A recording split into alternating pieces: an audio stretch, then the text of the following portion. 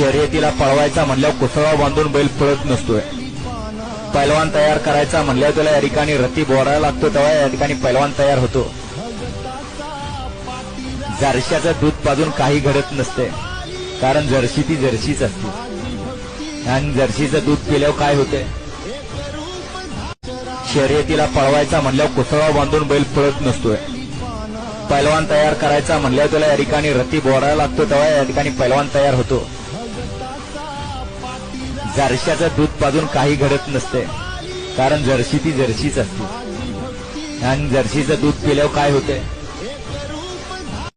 शर्यतीला पळवायचा म्हणल्यावर कुसळा बांधून बैल पळत नसतोय। पैलवान तयार करायचा म्हणल्यावर त्याला या ठिकाणी रती बोरायला लागतो, तेव्हा या ठिकाणी पैलवान तयार होतो। जर्शीचं दूध पाजून काही घडत नसते, कारण जर्सी ती जर्सीच असते आणि जर्सीचं दूध पिल्यावर काय होते।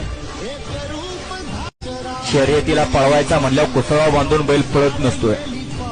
पैलवान तयार करायचा म्हणल्यावर त्याला या ठिकाणी रती बोरायला लागतो, तेव्हा या ठिकाणी पैलवान तयार होतो।